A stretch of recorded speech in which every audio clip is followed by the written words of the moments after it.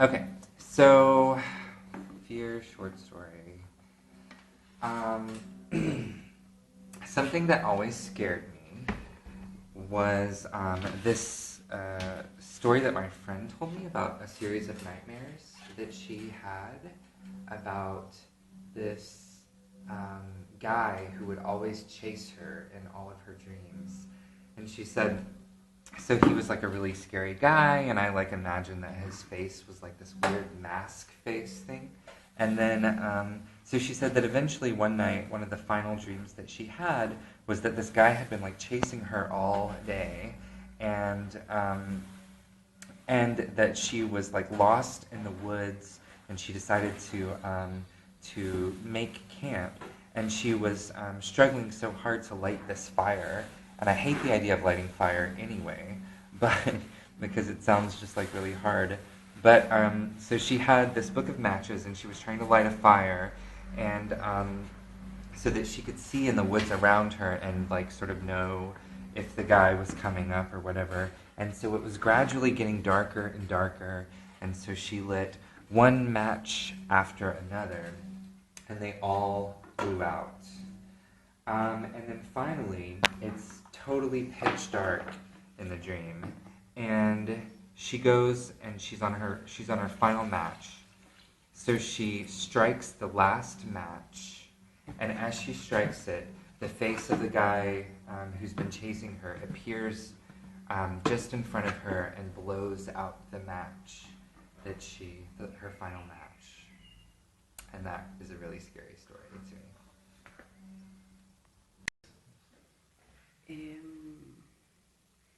Sí, hay un sueño recurrente, una pesadilla recurrente, que creo que es universal porque mucha gente la ha soñado, que es que estoy caminando en una playa desierta y de repente el mar se retira y una ola gigante se viene encima y se traga absolutamente todo.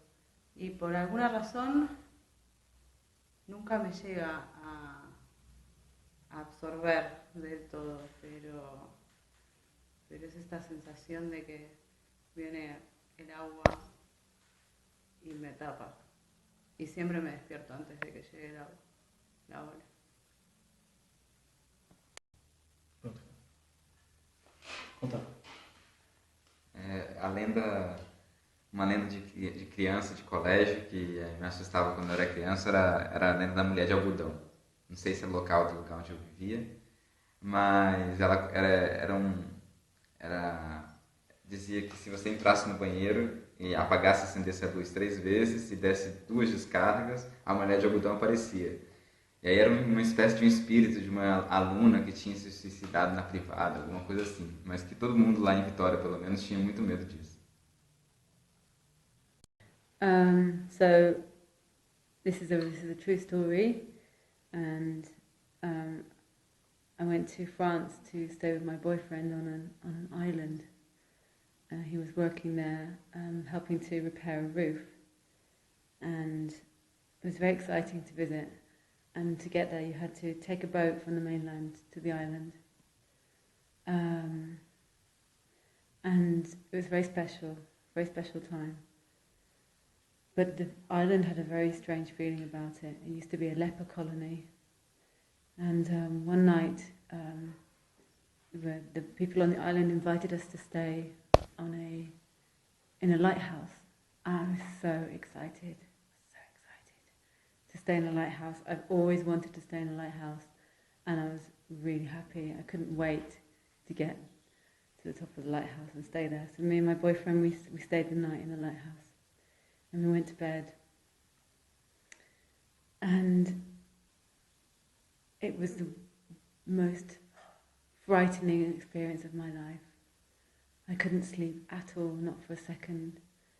And I lay there, my boyfriend was fast asleep, and all I could hear was, I felt like I could hear the screaming of thousands and thousands of children. I was absolutely terrified, and it wasn't the wind. All night long I heard the sound of children screaming, and they were screaming, "The doors, the doors, the doors, the doors!" And I couldn't move.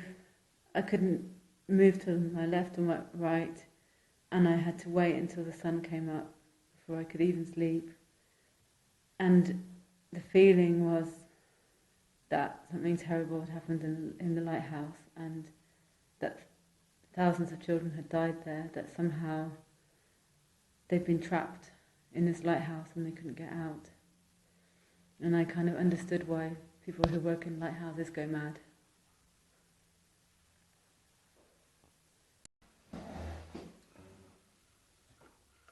Moving around.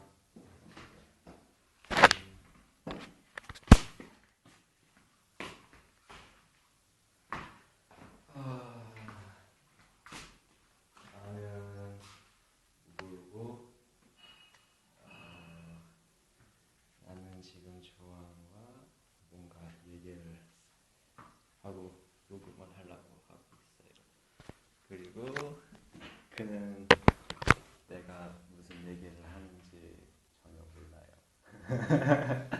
네, 그러나 즐거운 경험이고 나는 한국말을 할 때도 말을 잘 못하는 걸 이 사람이 알란가 모르겠네요. 네, 오늘은 날씨도 좋고 나는 춤을 출 거라서 오늘은 푹 쉬어야 돼요. 몸 관리도 하고 따뜻하고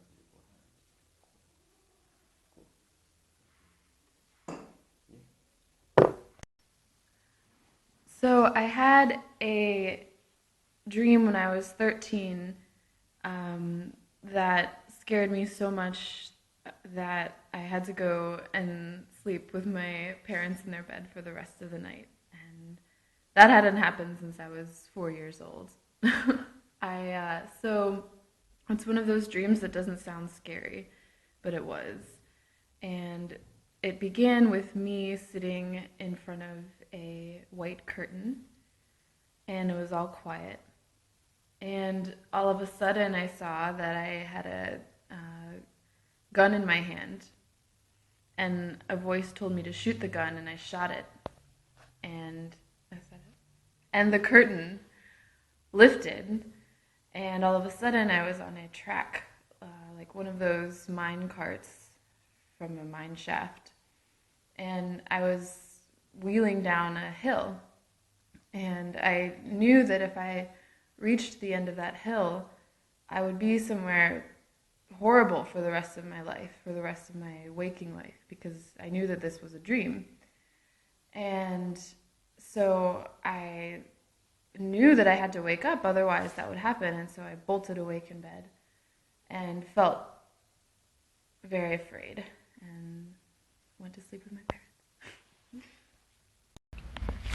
אז החלום שלי היה כדלקמן, חזרתי הביתה וכל החפצים בדירה, פתאום היו המון חפצים בדירה, והם כולם היו מכוסים בשמיכה אחת ענקית שחורה, כמו שולחים לאחוזה של מישהו שמת וכל החפצים שלו מכוסים בשביל שהם לא יתאבקו, ולא הבנתי מה קרה. זה היה מאוד, הייתה תחושה כזאת של אבל, וידעתי באיזה נקודה בדיוק להרים את השמיכה, כי ידעתי שיש שם איזה משהו שאולי ייתן לי תשובה למה שקרה שם. וכשהרמתי את זה ראיתי את שירלי המנקה שלי, ואני לא יודעת אם זה קשור, אבל היא אפריקאית והשמיכה הייתה שחורה. הייתה לי תחושה שהיה קשר בין הדברים, וראיתי אותה והבנתי שהיו שם אנשים שעשו לה משהו, שעשו שם משהו אלים, אבל היא לא נראתה כאילו היא פצועה או משהו. אז שאלתי אותה, מה קרה? את בסדר? עשו לך משהו, הרביצו לך, את צריכה עזרה? אז היא אמרה, לא, אבל היא הייתה מאוד מאוד טרודה, מאוד מאוד היסטרית, והיא אמרה שהם לעולם לא הפסיקו לבוא, הם המשיכו לחזור ולחזור ולחזור. וזהו, ואז התעוררתי.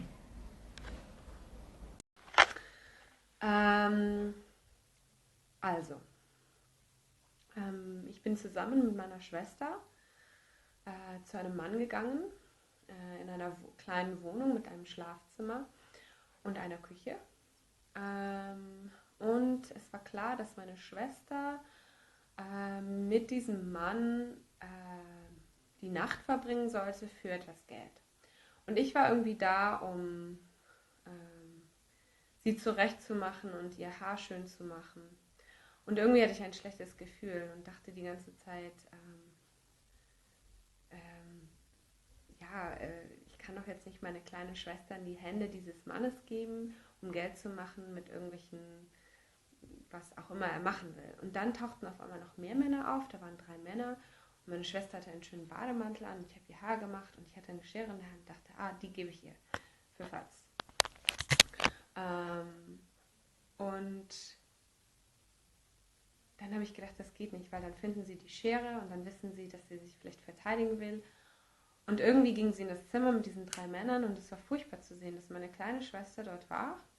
Und ich dachte die ganze Zeit, irgendwie muss ich hier bleiben, um sie zu beschützen oder sie da rauszuholen. Und dann dachte ich aber, sie ist alt genug, um das selber zu entscheiden und sie möchte das vielleicht auch so. Und irgendwie dachte ich, das ist aber auch grausam, dass sie das so möchte und mit diesen Männern vielleicht schläft, um irgendwelches Geld zu machen. Aber dann bin ich gegangen und dann bin ich aufgewacht.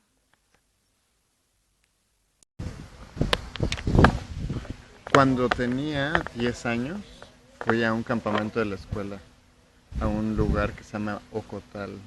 Es un parque nacional que está yendo hacia el norte de la Ciudad de México.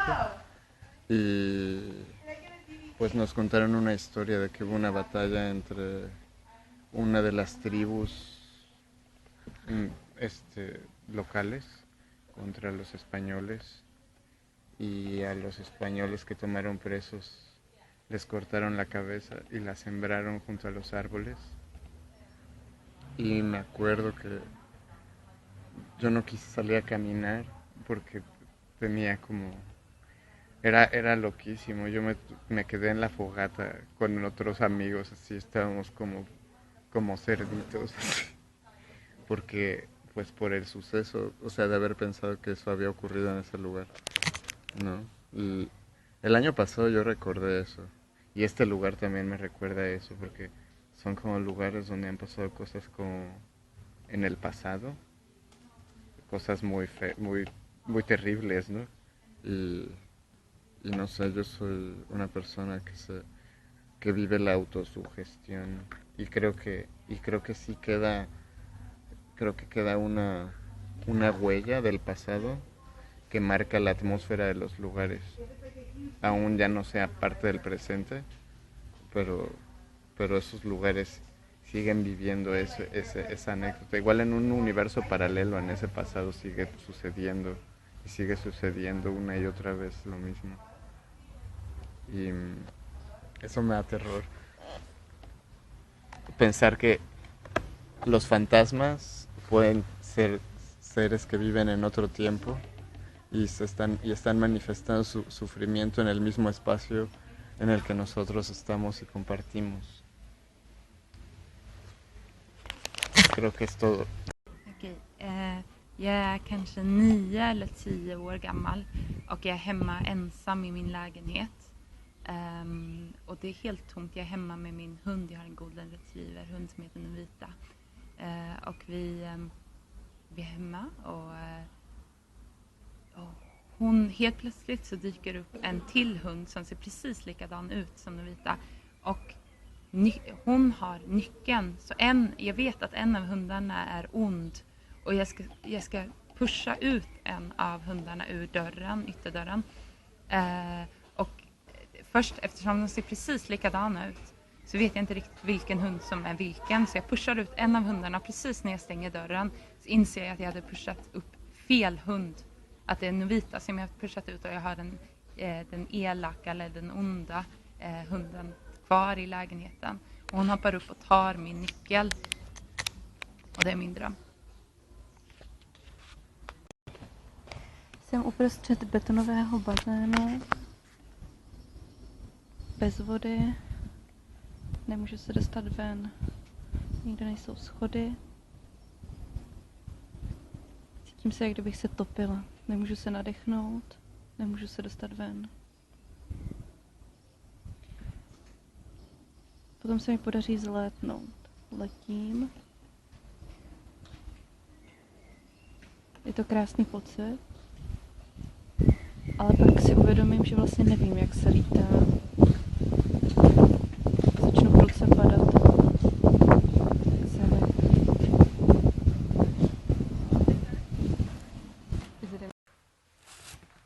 The lower left-hand corner depicts the Great Spirit holding the reed through which the people traveled to enter the fourth world.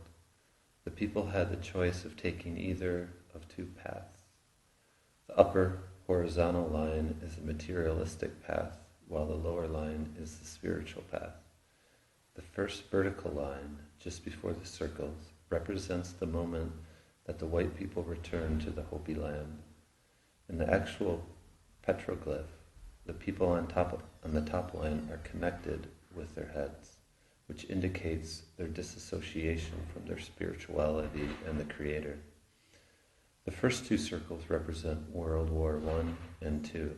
The vertical line following the two wars is the last chance that the people on the top line, people in our modern culture, could return to the spiritual path and therefore survive to enter the joy and abundance of the fifth world.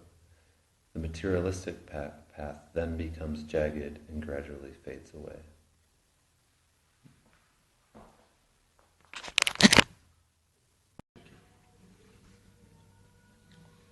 Nung nakatira ako sa tatay ko, may panahon na tumira ako sa kanila kasama yung asawa niya, yung panibagong asawa niya simula nung maghiwalay yung mama at saka yung tatay ko. Marami akong mga bagay na naranasan nung nakatira ako doon dahil yung maraming kalupitan akong naranasan dahil doon sa asawa ng tatay ko. Na sa palagay ko siya yung nagbigay ng maraming takot sa akin simula nung pagkabata ko. Dahil malupit siya sa amin. Ang dami niyang mga ginawa sa amin na hindi ka rin yung ginagawa sa mga bata. Na nung nandoon kami nakatira sa bahay, pinaggagawa kami ng mga bagay na pinaglilinis kami ng bahay, pinagmamalupitan, sinasaktan kami, kinukurot, ganyan. So, nung panahong to, meron ako isang parating napapanaginipan na yung bigla na lang, nakatulog ako ganyan, tapos bigla na lang ako magigising, at bigla akong tatayo sa kama, tapos bigla na lang akong sisigaw lang, tapos iiyak akong ganyan, ng ganyan. Tapos mabubulabog lahat ng mga tao, magigising lahat ng mga tao, yung tatay ko mabangon siya, tapos makikita niya na nakatayo ako sa kama, tapos umiiyak, tapos nakatingin akong ganyan sa bintana. Tapos may tinuturo akong ganyan, ayoko. Tapos gano'n na lang biglang mangyayari. Tapos alam ko yung nangyayari, kaya lang alam ko din na parang natutulog ako, parang hindi ako masyadong gising. Tapos bigla na lang akong sasampalin ng tatay ko. Like, tumigil ka! Hey! Tapos minsan isang beses na naginip ako ng ganyan, biglang tumayo ako hanggang pumunta ako sa banyo. Tapos bigla na lang ibubuhos ko daw yung tubig sa akin. Kanyan. Tapos dumating yung tatay ko, napigilan niya lang na mabuhusan ko yung sarili ko ng tubig. Tapos ang nakikita ko parati yung asawa ng tatay. Yung parang isa siyang halimaw. Na parang, ayoko. Parang nilalayo ko sa kanya. Sa palagay ko yun yung isa sa mga naging halimaw nung pagkabata ko. Na kinailangan kong lampasan. Na kinailangan kong maibsan at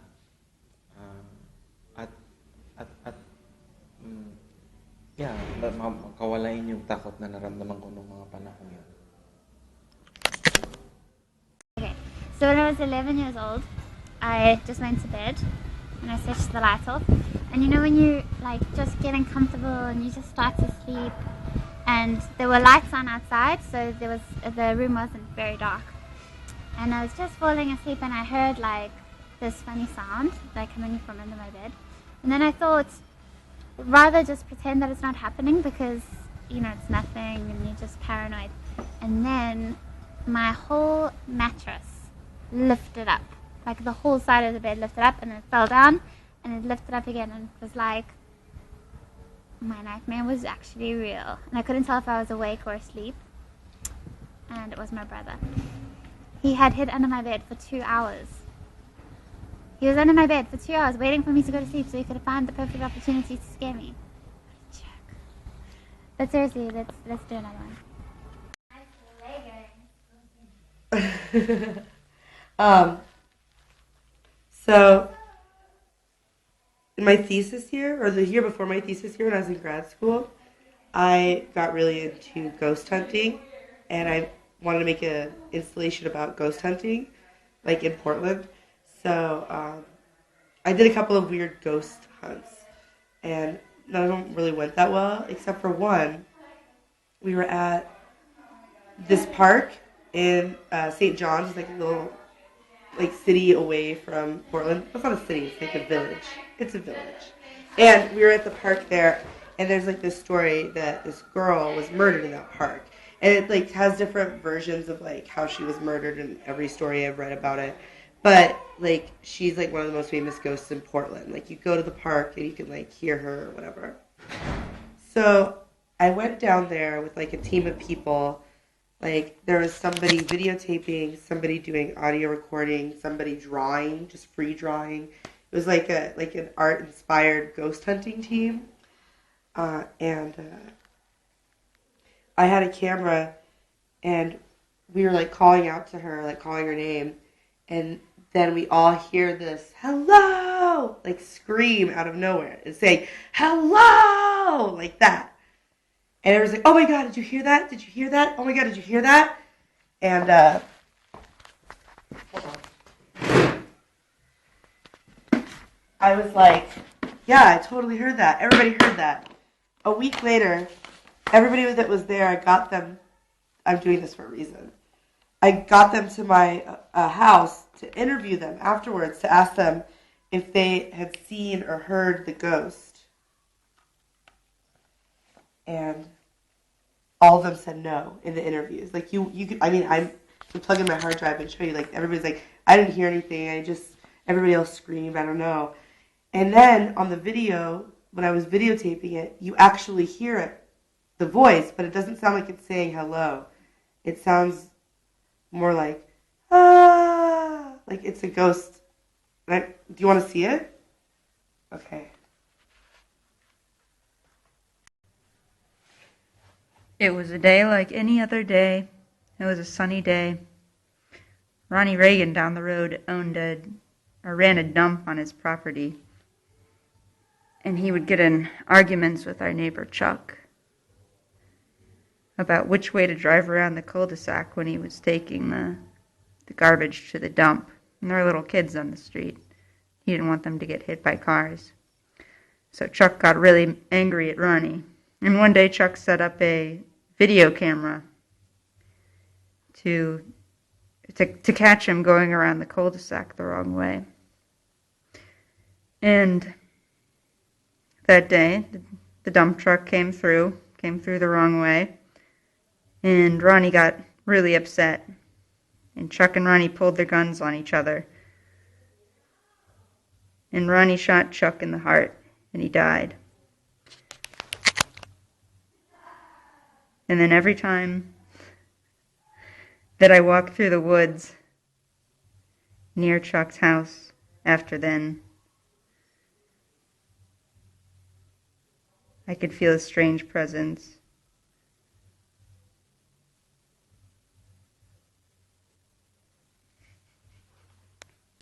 Quando eu era criança, eu tive um sonho que nunca mais esqueci. Estávamos na praia, eu, meu pai, minha mãe e minha irmã. E de repente veio uma nuvem muito grande. Estávamos não na areia, mas numa espécie de pier que ia para o mar. E o dia era bonito e o céu azul. E de repente uma nuvem muito grande uma onda muito grande, engole o pier e nos engole. E quando o mar seca um pouco, eu percebo que estou sozinho no pier. E lembro de ter acordado muito assustado com esse sonho.